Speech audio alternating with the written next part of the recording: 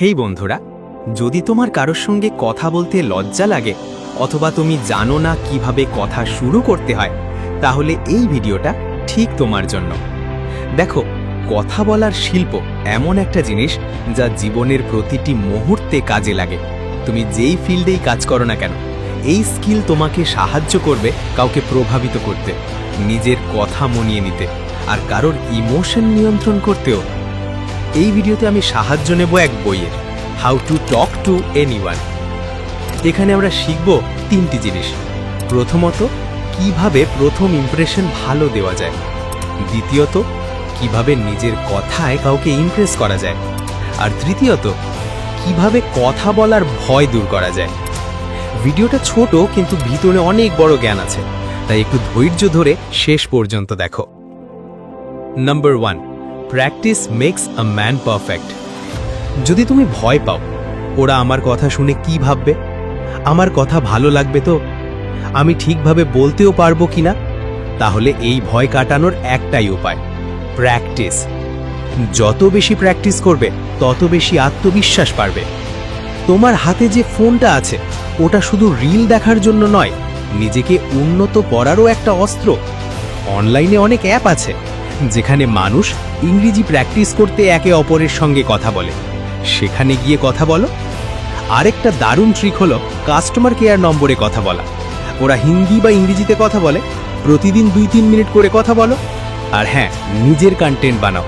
তুমি যেটাতে ভালো সেটা নিয়ে ভিডিও করো। ক্যামেরার সামনে কথা বললে ভয় কমবে আর আত্মবিশ্বাস বেড়ে যাবে। একদিনে কিছুই হয় না, আমিও এই পথ দিয়ে গিয়েছি। তবে মনে রেখো, practice makes a man perfect. Number 2, the feeling smile. যদি তুমি কোনো বড় শোরুমে যাও অথবা ইন্টারভিউ দিতে যাও, লক্ষ্য করবে সবার মুখে হালকা একটা স্মাইল থাকে। কারণ হাসি মুখে কথা বললে সামনের মানুষ পজিটিভ ভাইব পায়। সে ভাবে এই মানুষটা আমার সঙ্গে কথা বলতে আগ্রহী। তাই যখনই কারোর সঙ্গে দেখা করো, বন্ধু, আত্মীয় বা তোমার ক্রাশ, মুখে হালকা একটা স্মাইল রাখো আর চোখে চোখ রেখে কথা বলো। তুমি চাইলে শোরুমে গিয়ে কোনো সেলসম্যানের সঙ্গে কথা বলো। ওরা এমনভাবে কথা বলে যে তুমি যেটা কিনতে চাওনি সেটাও কিনে ফেলো। এটাই হলো কমিউনিকেশন স্কিলের জাদু। Number 3, say with name. যখন তুমি কাউকে তার নাম ডেকে কথা বলো, সেটা তাকে খুব ভালো লাগে। সাইকোলজি মতে মানুষের নিজের নামটাই তার কাছে সবচেয়ে মিষ্টি শব্দ।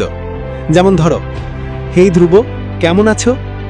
এইভাবে নাম ধরে বললে মানুষ তোমার প্রতি তৎক্ষণাৎ আকৃষ্ট হয়।